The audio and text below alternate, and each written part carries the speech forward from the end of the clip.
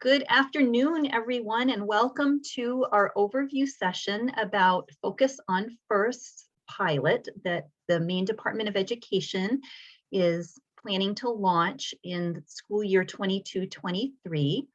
For those of you who I've not had the pleasure of meeting before, I'm Leanne Larson. I coordinate the early learning team in the Department of Education, and I am joined this afternoon by Melissa Luke, and I'm going to let Melissa introduce herself. Hi, everyone. I'm so happy to be connecting with you via Zoom. My name is Melissa Luke, and I am a consultant who has just really had the pleasure of collaborating with the Maine Department of Ed with these new initiatives. I am a person who used to live in Boston, and I worked for the Boston Public Schools. And then I moved back home, which is where I am now in California. But I've been able to support the Department of Ed with thinking about these grade level curriculums, pre-K, kindergarten, and now first grade. And I've just loved every minute of this collaboration together. So thank you for having me. Thanks, Melissa. We've loved having you too, and are very excited that you're going to be with us working forward into first grade. So with that, I'm going to have Melissa switch to the next slide and just talk about our goals for this afternoon. The first thing that we would like to do is just provide a short history to provide a little bit of context about the work that the Department of Ed and a number of Maine educators have been involved in already related to the development of whole student, interdisciplinary, and open source instructional programming that's based on Boston Public Schools focus curriculum. And then we're going to talk specifically about the Focus on First program to give you an overview of what that looks like, the components of it, a little flavor for what this might look like throughout the course of a school day. And then I'll talk a little bit more about the pilot opportunity, the time frame, expectations of educators who participate in it. And then we'll have some time at the end for folks to ask any questions that they might have. So with that, we'll go on and get started with a little bit about how we got here. So I'm going to take you back to the year probably before 2018-19, when our early learning team was starting to explore the possibility of piloting an instructional program to support our public pre-K programs. We had been hearing from a number of schools in the state about their desire and need to have an interdisciplinary whole student instructional program for public pre-K. And at the time, we happened to have a preschool expansion grant going on in our state, and it afforded us the luxury in a lot of ways of having some supplemental funding to put towards projects that would directly support both pre-K programming, but also to think about alignment work from pre-K up into kindergarten and beyond. And myself and the early childhood specialist at the time had begun talking anyway about this need to try to support our schools more readily. And so we had been doing some research, and we had had the opportunity to visit the Boston Public Schools and learn more about the work that they had been doing in this area.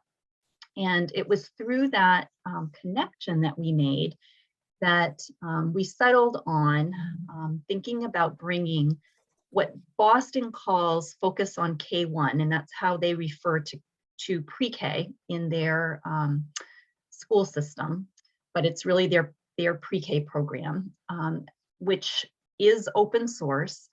And they were very gracious and willing to allow us to take that and both pilot it and work on enhancing it in ways that would be more reflective of what it looks like in Maine, and our ability to add some pieces to it to make it even richer.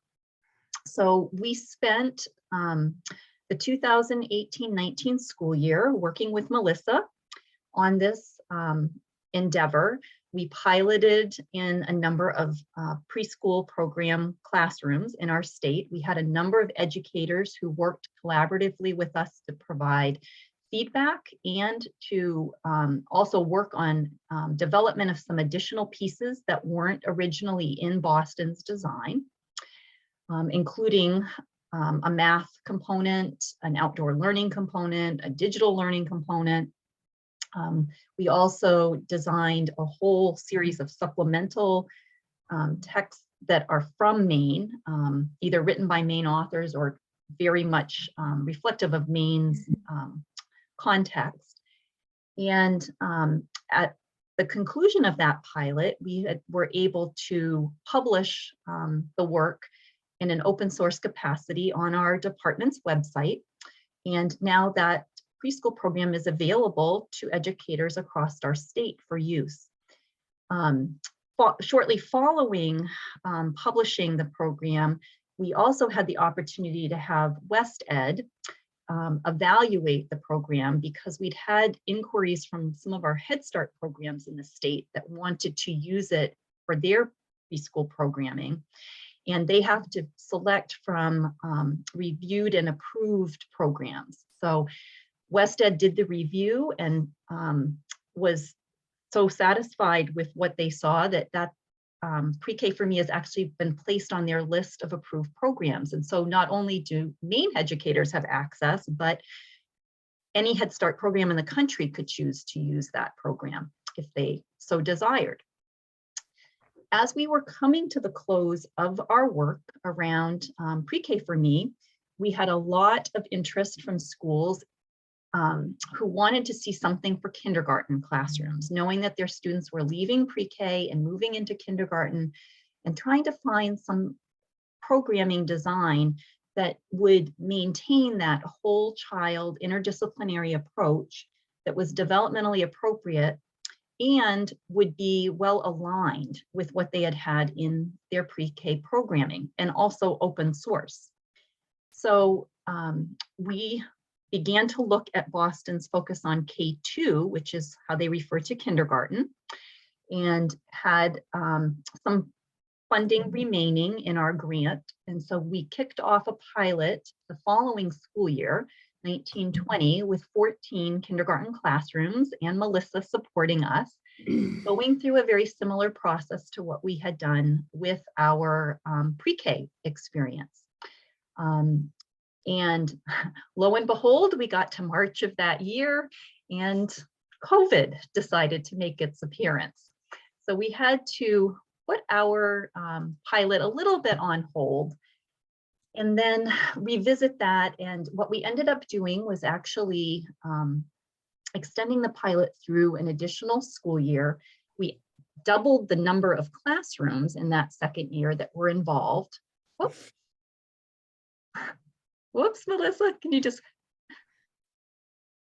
there we go. We're getting back there. Thank you, sorry. And we finished out the pilot last year on K for Me, which now is an open source instructional program on our website. We were able to do some enhancement work with that program as well, specifically in the areas of writing. We wrote a math supplement. It's not a complete math program, but it offers some opportunity to think about how to connect the math program that the school uses better into the K for Me program. We also did some work in some of the STEM lessons and built out a collection of supplemental texts that could be utilized as well. And we have been engaging in an evaluation piece, which will finally come to an end later this spring. There was one piece of it that we couldn't complete until this year. So we'll be sharing that more widely, but many positive pieces came out of that as well. So as we've been engaged through this process, it's become clear to us that we not only want to continue this because we're hearing from schools that they would like to see something more for first grade, especially those that are already using the pre-K and K programs. But many of our early elementary grades are seeking a more whole child, developmentally appropriate, and interdisciplinary approach to learning. In all cases, we make sure that the content is aligned to standards and also aligned from year to year so that what's being started in pre-K gets extended upon in kindergarten and so on into first grade. And then we hope to move into second grade because Boston has done the work all the way through second grade. So that's our bigger vision down the line. But in the coming year, we want to focus our attention in first grade.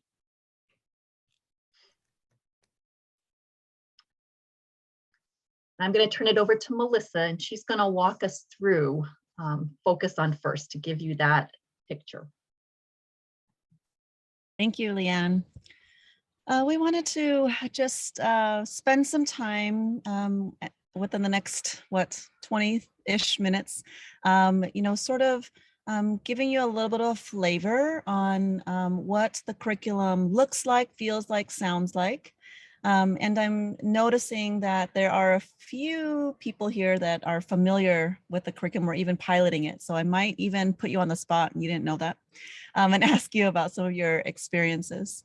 But first and foremost, what I think that we all can agree on is just the importance of a child's experience in our classrooms.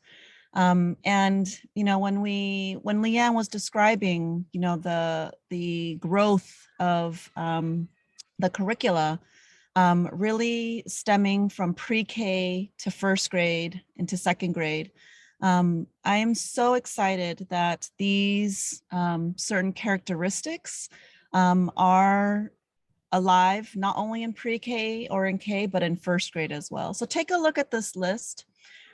We would like to think that a teacher who is engaging with Focus on First sees these within their classroom, right? Sees these smiling faces. Do you see these beautiful children in the corner here?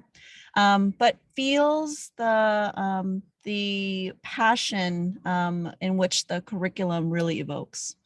When I look at this list, I think a lot about play. We're going to become more familiar with that word because we are doing a lot of play with words, play with letters, play with ideas and conversation. When I think about the Focus on First curriculum, I also am so excited about just authenticity and the authentic types of conversations that come out of the curriculum are really intentional. So take a look at this list and hopefully it excites you, right? Hopefully there's something here that you're connecting with, you're doing right in your class, and hopefully there's something here that's new and you're excited about maybe trying next year.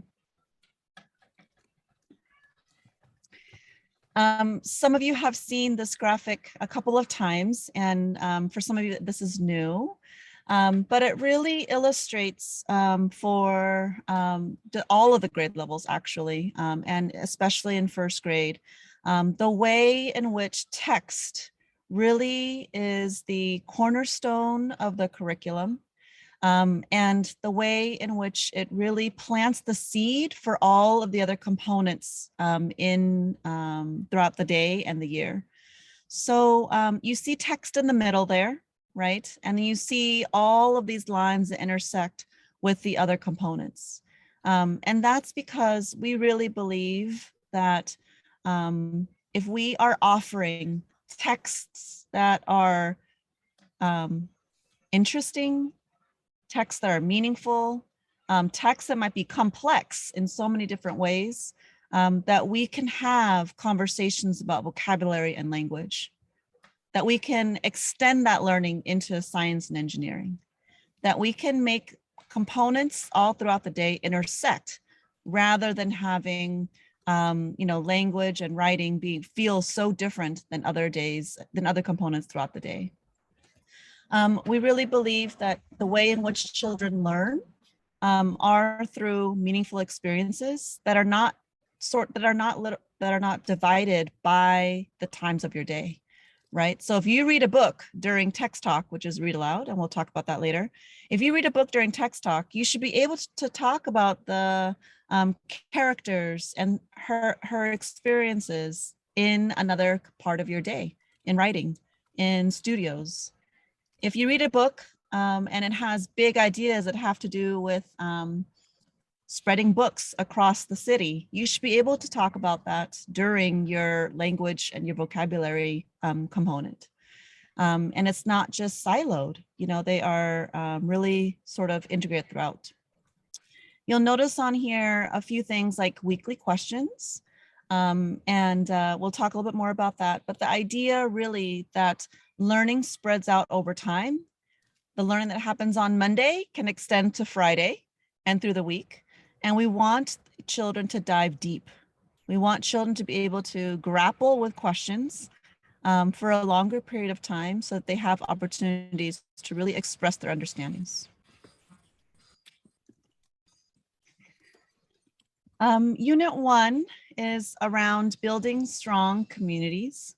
And I wanted to just give you a little bit of a flavor of some of these big ideas that children are working with, grappling with, trying to understand, trying to define. How do we build strong communities inside your classroom, in your school, within your town? And these are sort of the big ideas that we're looking at.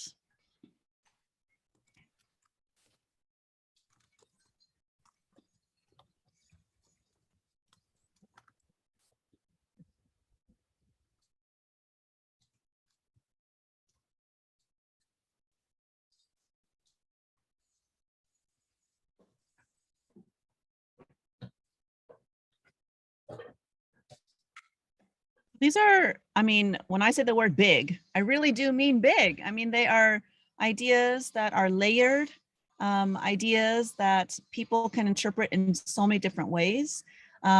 Children can have conversations about these things. And what's exciting is that there's so many opportunities to talk about these big ideas. There's so many ways for children to express their understandings in this curriculum around these 6 ideas.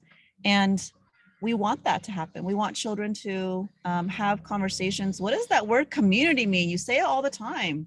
And, you know, be able to express their understanding through writing, through reading, through partner shares, through blocks, through drawing, through art, and give children opportunities to really think about this word community in so many different ways.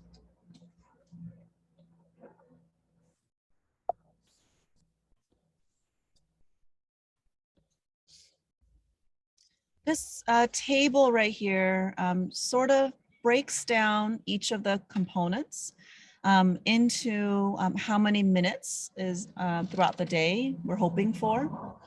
And you could see that there are many components that I think probably your instructional program, you know, has already.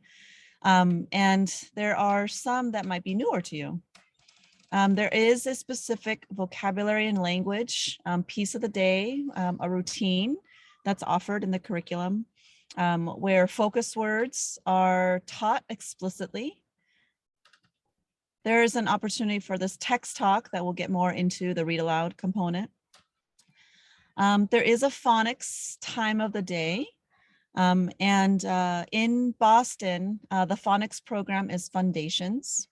And so this will be the piece of the program in which we will invite you to either use the phonics program that you're using now or select a new one. But this won't be part of the curriculum that is provided. So you'll have to use one that your school chooses or your team chooses. There is a literacy stations component, a science component that happens about 3 times in the week. And then you'll see studios, which is more of that hands-on piece that maybe kindergarten teachers refer to as centers. There's a writing. And then math is also part of the day still, but another piece of the program in which you will probably continue the math program that you're using right now, or one that you adopt, but the math component is not part of this curriculum.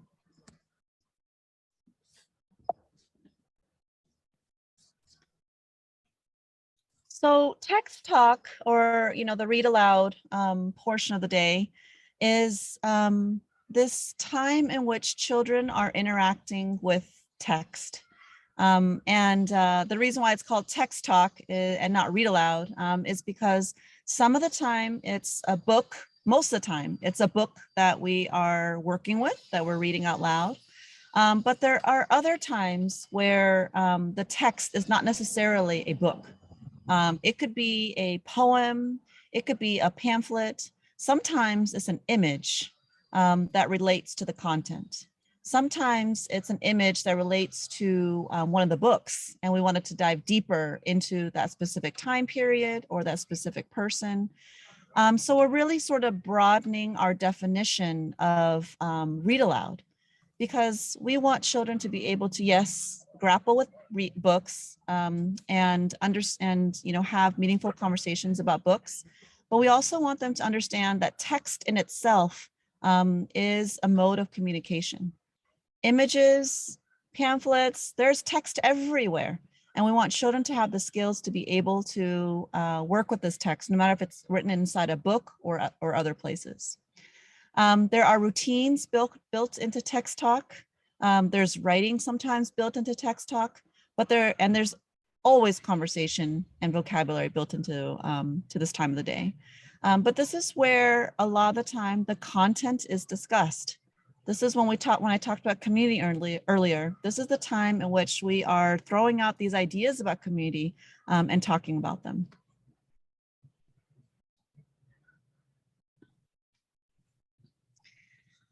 A lot of little images on this slide, but just to give you an idea of the types of text, the titles that are in Unit 1. Just take a glance around, you'll see some photographs that like I mentioned earlier. Time for us to really use a routine to talk about what you see in these images, what it makes you feel, what kinds of emotions are happening. And of course, there's these books. There's a map in Unit 1 to really think about text.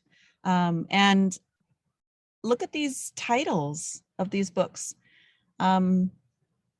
I would say, because I was, in the writing process, but selecting these texts probably took the longest time.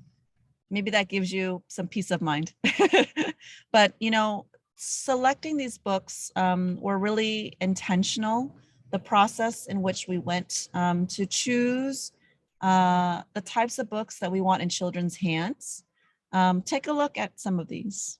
Biblioburo, that will come up a little bit later in the unit, but about a community in Colombia that needed more access to books.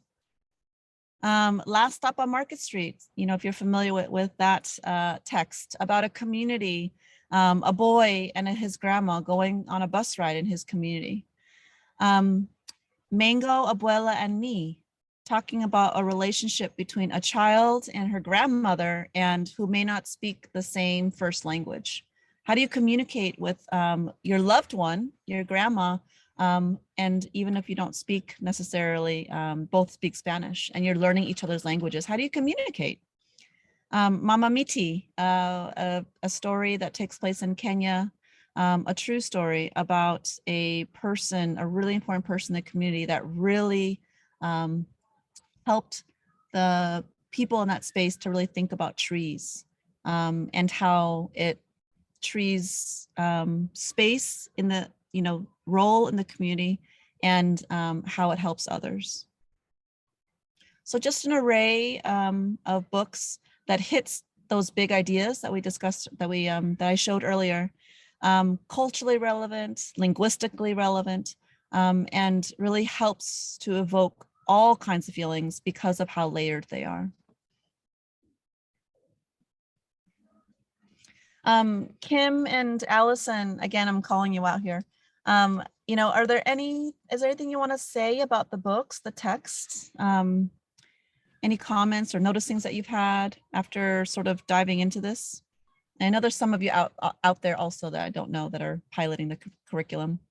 The biggest thing that I would say about the books is that it really does kind of set the tone for the entire day, for the entire week. Like you said before, the conversations that you're having with the text will show up in your writing, in your studio time, in your science time. So when I started the program last year, I just did the text, and then I slowly implemented each part just as I got more comfortable. But yeah, the conversations that the kids have around the books is really incredible. The second unit, which is all about animals, the kids have conversations about animals that I've never, they're using words I've never heard 6-year-olds use before. So it really is the biggest part of your day. And they are pretty engaging books. And it's interesting topics that, like you just said, the Biblioboro, you would have never known about, this community in Colombia that didn't have books, and the kids really problem solve together on how to solve these issues. So I love them. I think they're really engaging. There's a lot of big concepts in them that I wouldn't necessarily have introduced to the kids if it weren't for this. So yeah.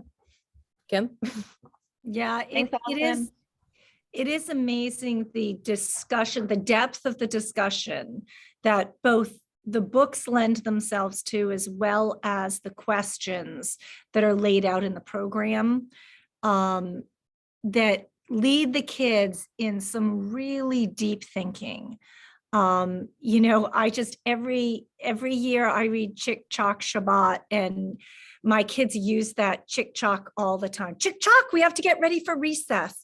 I mean, it really becomes part of your classroom culture, and they bring that, as Allison said, the vocabulary is tied in and the writing is tied in. And so you can see them grow this concept, not just in their discussing books, but in their writing and, in their conversations with vocabulary. So you guys did a great job, Melissa. They're very eclectic and beautifully balanced set of books.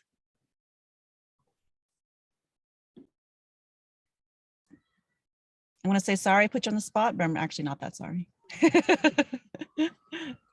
Uh-oh.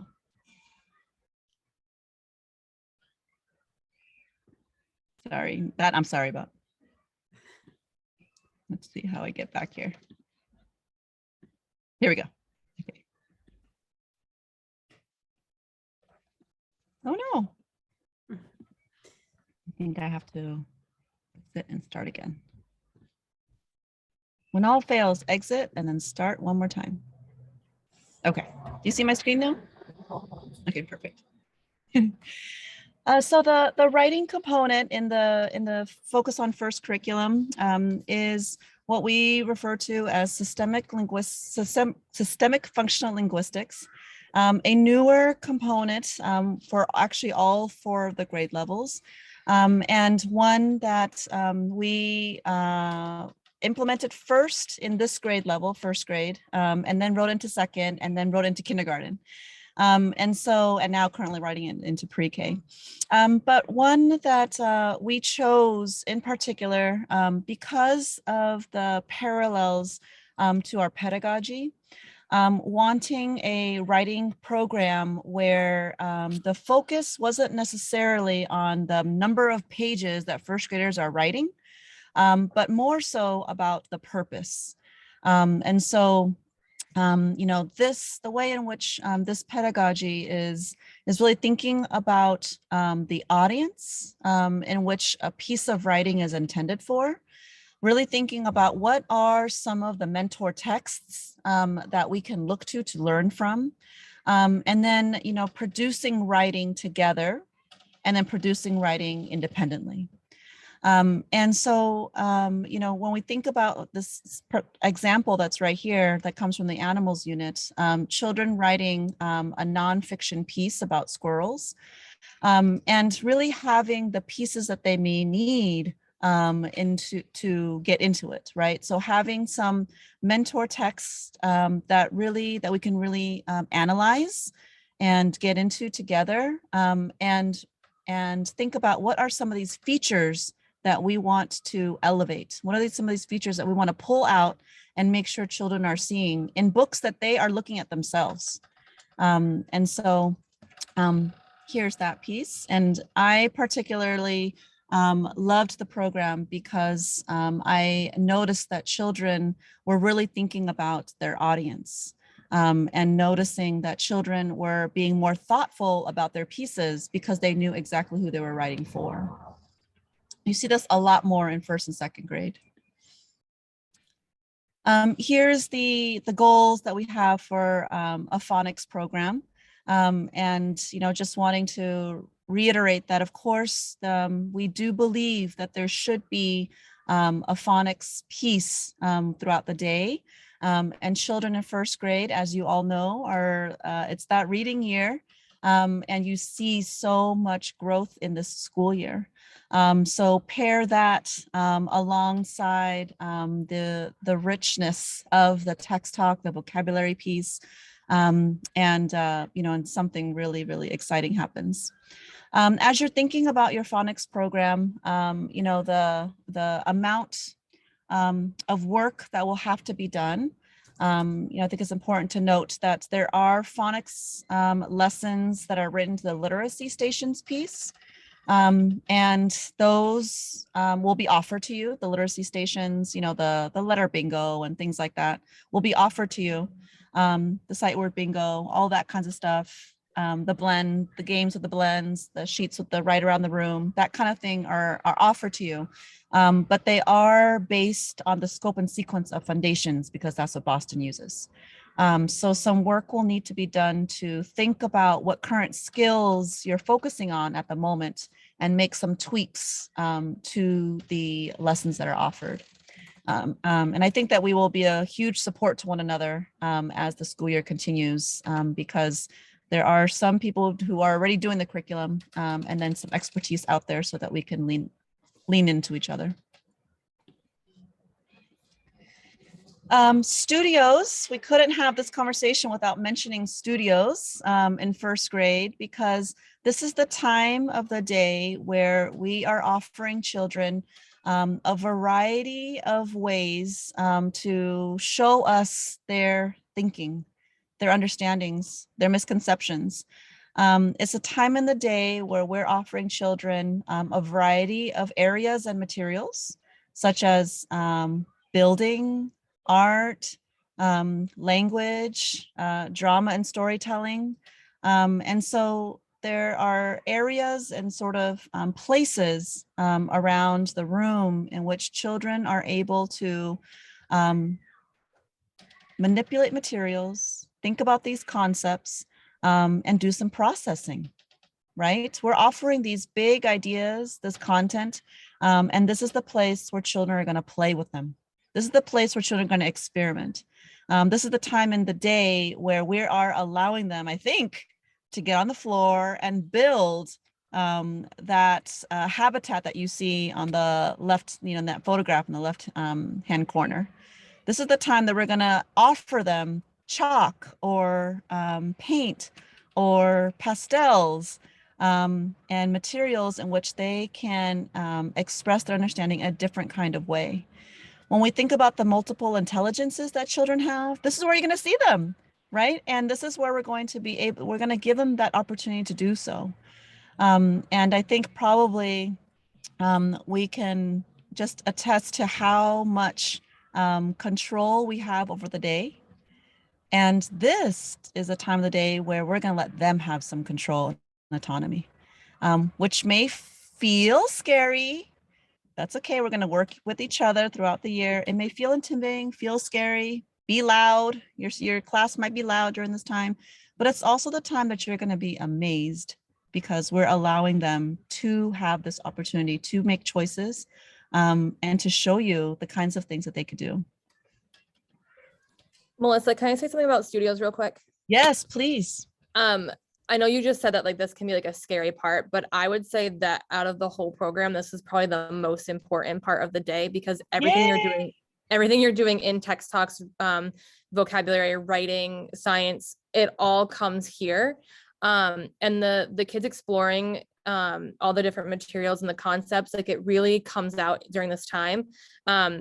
Unit 3 is about resources in our communities, and my kids made a grocery store. And they designated an area of the room where like the factory was. And this girl had finished making, I don't know, I think she was making cupcakes, and she started to walk it over to the store.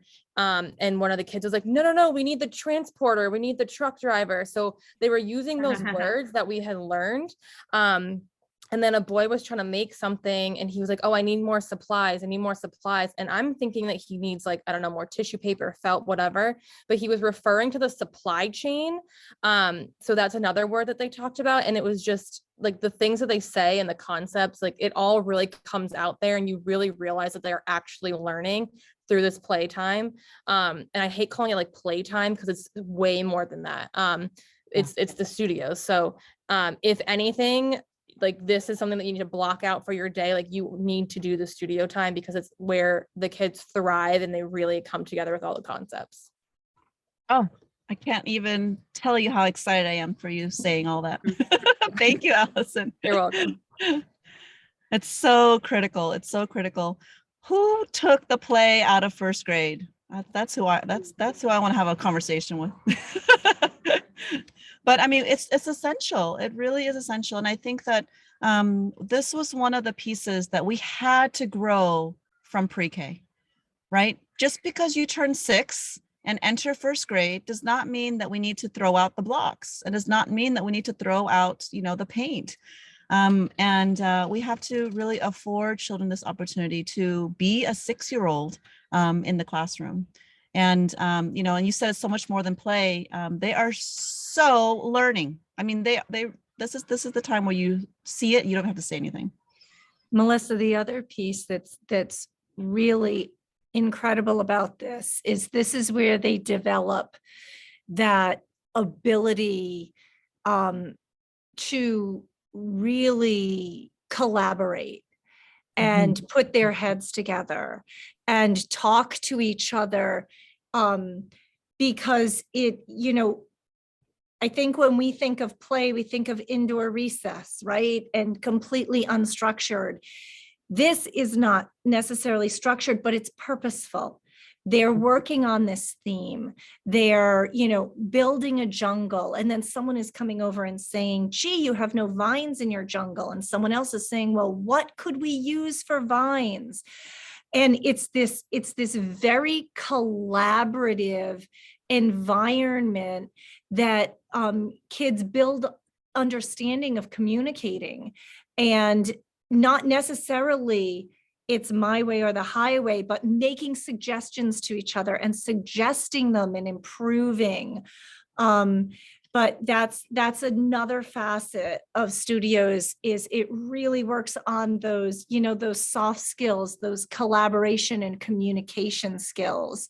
And how do we respectfully direct each other so that we can have this best project coming out of this, and this best environment, the best jungle, the best grocery store or supply chain.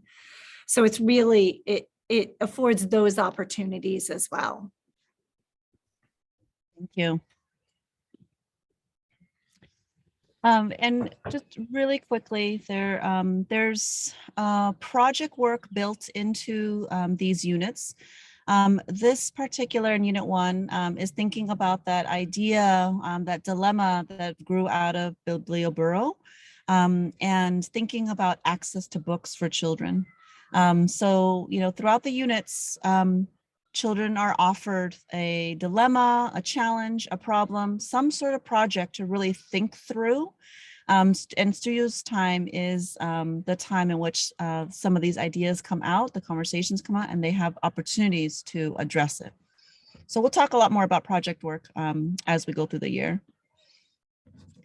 And lastly, these are the 4 units of study that are 8 weeks long each. We're going to talk a lot more about how they intersect with one another. But I think that one of just the important takeaways is that these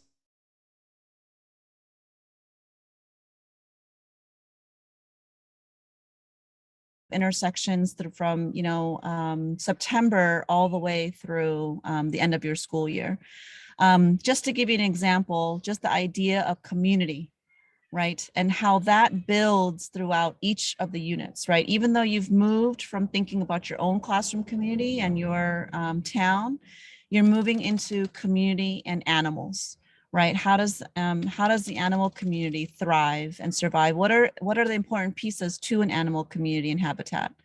Then we go into the resources in our community, which is sort of, I think, what Allison was describing earlier. When you think about a community, there are strong people in those roles in those communities. What makes them different? What makes them the same? What is so important about this person? And then you made the connection between the people in your classroom, the students in your classroom. What do you contribute to our community? And what do I contribute to our community? We think about community in the last unit of study as well. When we think about what's the importance with sound and light, and why is that an important role in where we live, and how do we use those sound and light to help one another? How do we use it to help me and my community, and not just me, but the people around me? But there's so many ways in which they're intertwined, and we're going to talk more about that as we move along in the year. Okay, Leanne, I'm going to turn it back to you. Thanks, Melissa. All right, so we want to talk for a few minutes just about some of the expectations of being in a pilot experience. So there's both pieces that our Department of Education will contribute to that pilot experience, and then there'll be pieces that we're going to look to the schools and the teachers in the pilot to be contributing. So from the Department of Ed side, one of the biggest pieces that we will contribute will be around the professional learning support for educators who are involved in the pilot. And that will kick off with some training during the course of the summer. That is scheduled actually for August 3rd and 4th. And it's 2 consecutive days, full days of training that really help to orient you to this program and get you situated so that you can dive into Unit 1 and feel like you're going to be in a good place to get that underway in your classrooms. Additionally, we want to make sure that teachers feel supported as they are working through the course of the pilot year. And we'll do that in a couple of different ways. One of them is the opportunity for teachers to have some monthly consultation with Melissa specific to their school, so that she can actually work with the teachers within your school to help talk about how things are going, celebrate successes, problem solve challenges that you're experiencing along the way. Additionally, as we go through each month, we'll be offering a professional learning community experience for the teachers in the pilot, so that not only will you get some one-on-one time with Melissa, but you'll get an opportunity to come together with the rest of the teachers in the pilot to do some sharing and problem solving collaboratively, because we know that we learn best in social situations. And what one person has figured out can be shared with someone else, and they'll have something to share within that community of learners. Additionally, we make sure that when we're going through the pilot that we take some time ahead of each of the units for Melissa to provide an overview of each unit. Unit 1 will happen in the summer, but then later in the fall, we'll do an overview of Unit 2, and then later in the winter of Unit 3, and then closer to the spring, Unit 4, so that you don't have to feel like you understand everything about all 4 units right in August. As we go through the course of the pilot experience, the department will also be collecting your feedback, because part of being in the pilot is a wonderful opportunity for you to give us some feedback that can help to inform maybe some additional modifications or enhancements that we will make to the program to make it fit our context in Maine better. You heard me talk a little bit about that with what we did in pre-K and K, and we fully anticipate that there's going to be pieces we're going to need to tweak to make it fit in Maine. We also invite educators to be a part of that experience, help us with some of that enhancement. Along the way, we've had Maine teachers who are helping us construct some of those pieces, or even if Melissa might be doing them, the design, we ask teachers to give feedback on them. And then finally, we will conduct an evaluation of the pilot so that we have an idea of the pieces that have worked well, where we still need to do some more work moving forward as we get ready to publish this as an open source instructional program for the field. For the folks who are piloting, the teachers and the schools, there are a few pieces that we look to you to contribute. Probably the biggest of those in this case is the purchase of the program materials. Unfortunately, while we can supply the professional learning and support across the year, we don't have funding to help support the purchase of the materials. But that's a piece that school systems hopefully can help with. And as Melissa mentioned, we're always, we want to make certain that schools know that in addition to the pieces you need for Focus on First, it is important that you have a phonics program. And you may already have a phonics program in your school that you're using, or if you don't, this may be an additional piece that you need to look into, and we can certainly help provide some technical assistance around the selection of that program. We do recommend that that be something that's explicit and systematic. And whenever possible, it's great if it's something that flows across from kindergarten into first grade, and ideally maybe up into second or third grade, so that there's a nice flow for students.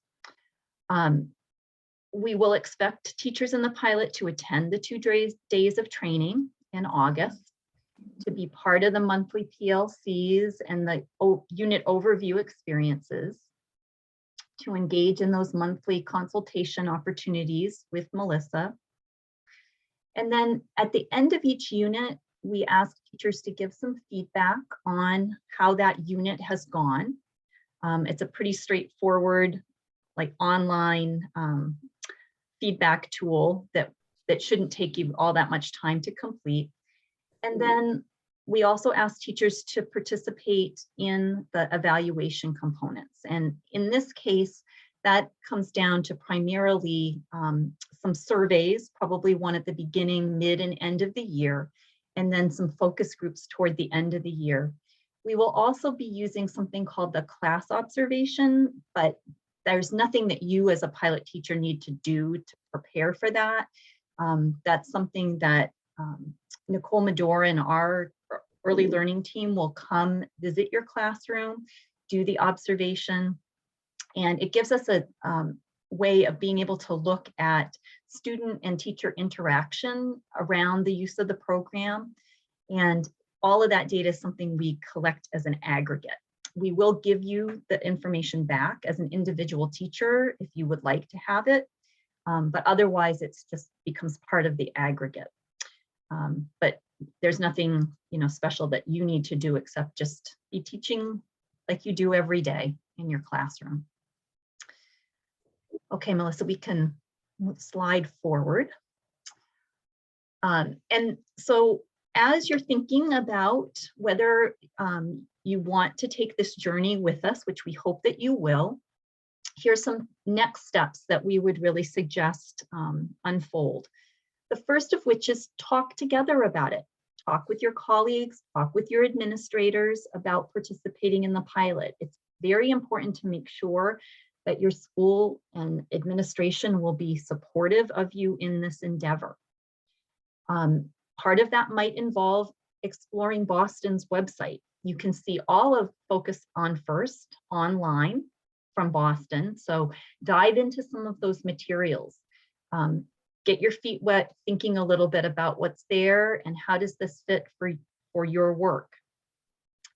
If after doing that, you're feeling like you can make that commitment to the pilot, reach out and notify me.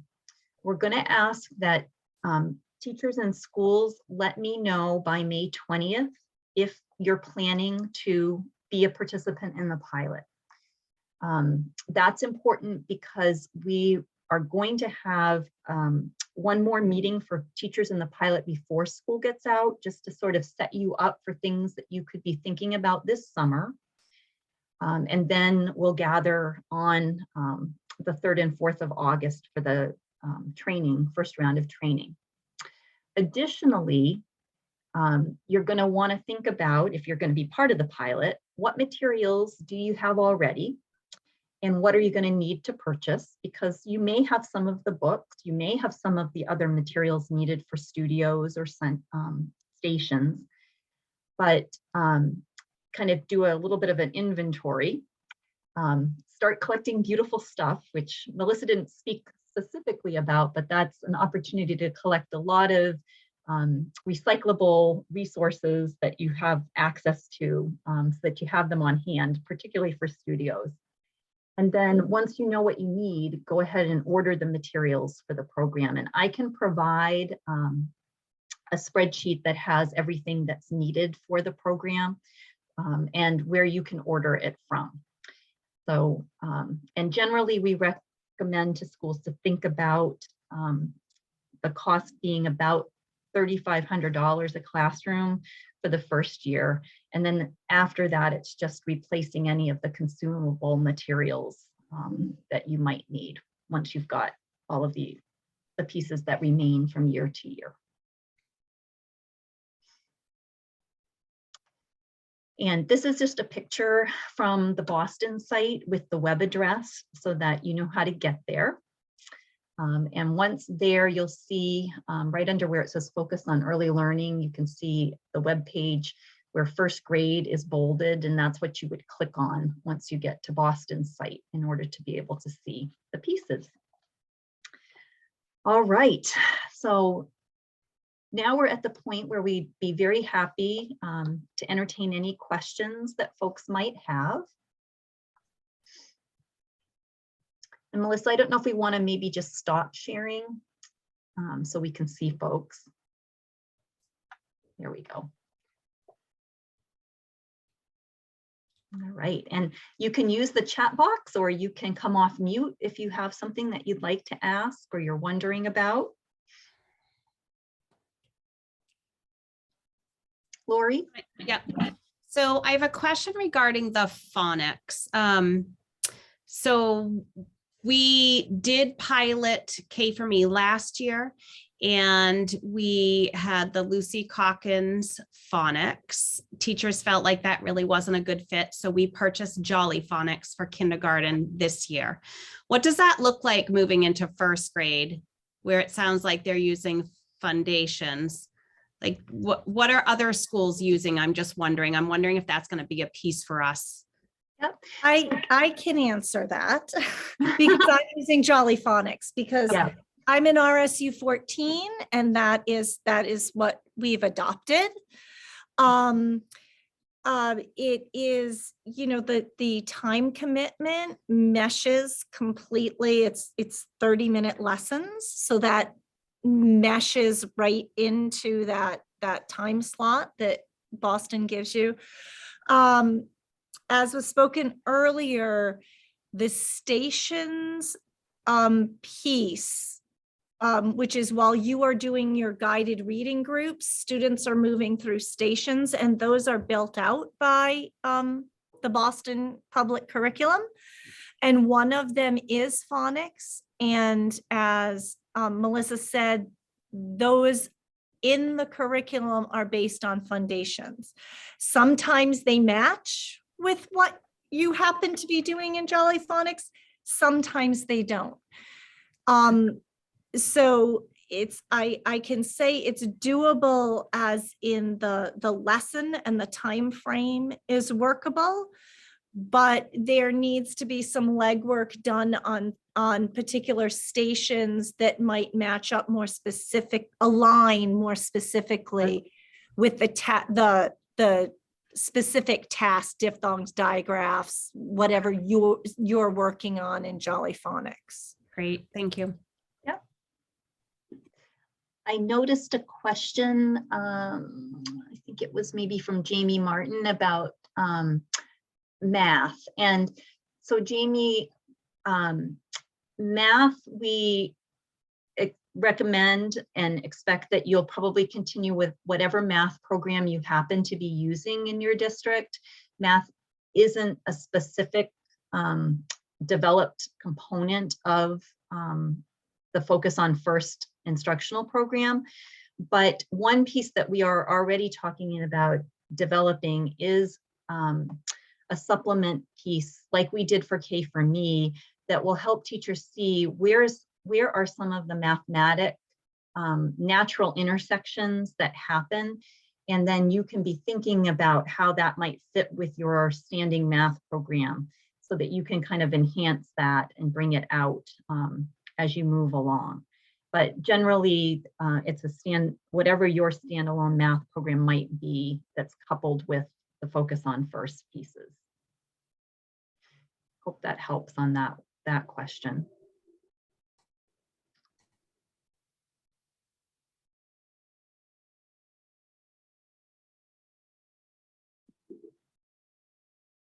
Anything else that folks are wondering about? Yeah, Leanne, this is Yeah, Glenn Glenn. Widmer in Hi, Glenn. Belfast. Hi. I just, the cost, you said $3,500 per classroom. And that's an estimated cost. And Yep. that's primarily for reading materials? It will be all of the books that go with each unit.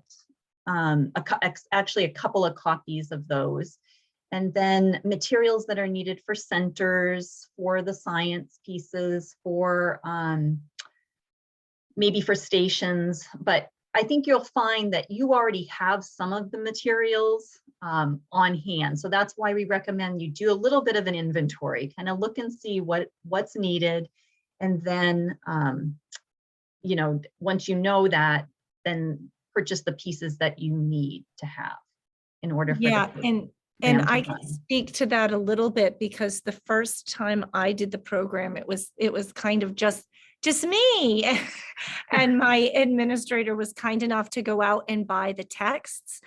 And then we cobbled together, but some of the things are pastels, which, you know, you use for a unit, maybe you can borrow from the art teacher, watercolors, clay, things that your teachers might already buy every year. So as Leanne says, if you can get a hold of that list that she's giving, you may find that you don't have to purchase as much as you thought. And the other piece, as she said, is that once you have those 2 copies of each text, that's the one-time purchase, right? Unless one gets damaged or something. And so that's that. But a lot of those stations materials are things like clay and paint, and studios materials rather are clay and paint and craft sticks and things like that. Probably some of the pieces for the building studio as well, because that's often a piece that in first grade you don't necessarily just have on hand. So there may be some, you know, blocks or Legos or other building materials that would become part of your collection. Great, thank you. And if your school has the membership to Ruth's Reusables in Portland, I access that a lot. Most of the stuff that I use during the studio time comes from Ruth's. So if your teachers don't mind traveling there once a month just to like restock on materials, obviously that's all free. So most of those things, and I'll look at some of the things like, oh, I have no idea what my kids could do with this. And then you get it. And then like they come up with 7 different ways to use it. So that's always good to access as well. Thank you. Mm-hmm. Melissa, I'm seeing a question about patterns in space, which is one of the first grade science standards. I'm not sure if that's specific to our main learning results currently, or if that might be a district piece. Cindy, I don't know if you can speak a little bit about that. Oh, there she is. There. Hi. Yeah, I was just curious because I noticed the other, like out of the 4 units that were going to be taught, one was focused on animals and that kind of connected to one of the science standards. And so did the sound and light, but the space one wasn't. I know my first graders really enjoy learning about the space unit. So I didn't know if that came up anywhere in the 4 units or if we're not expected to worry about it. So.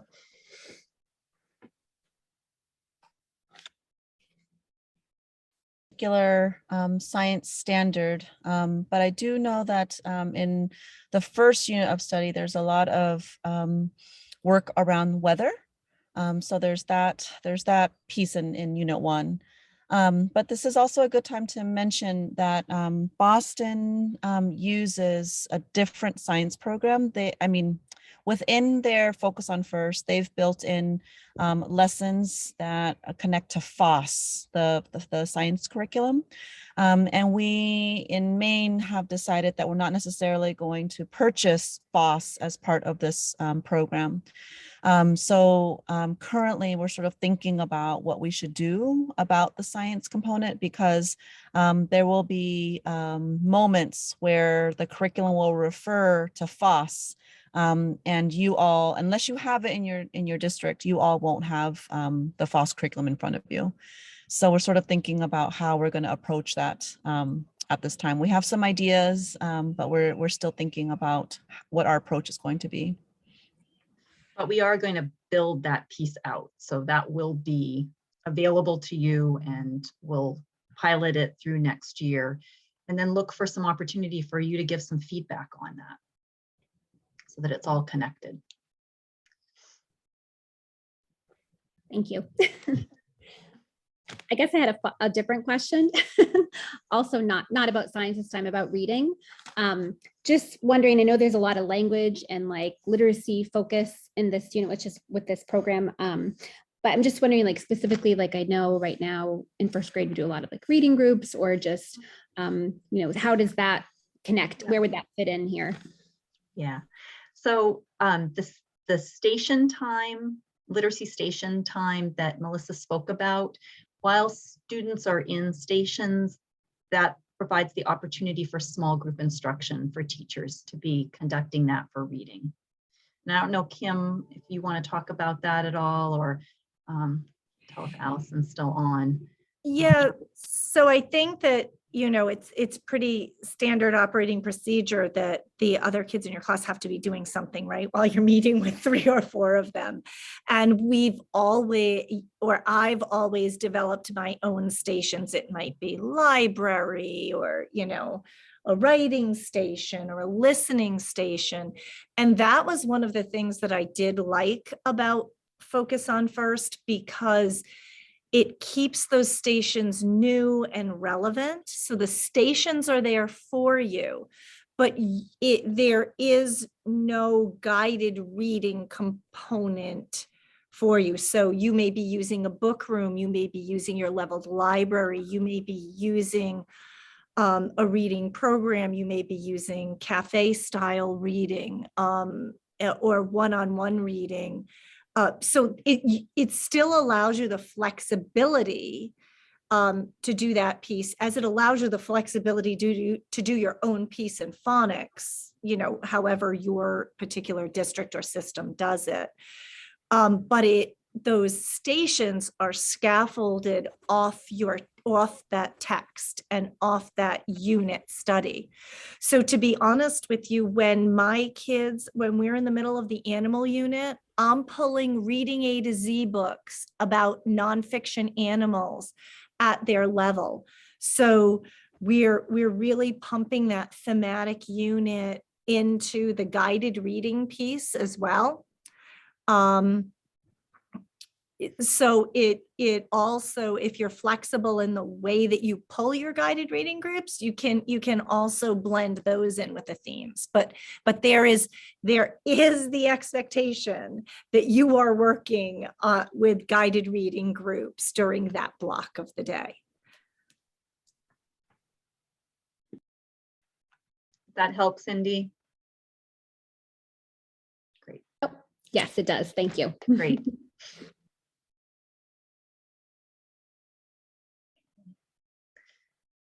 Well, I know we are past the 4:30 mark, so totally understand if people need to jump off. But also I'm happy to stay on a little bit longer if people still have questions. And additionally, any questions that you have moving forward, please do not hesitate to reach out. You can email me at any point, and if I'm not absolutely certain of the response, I will reach to Melissa, and together we will work on coming up with a response to help you.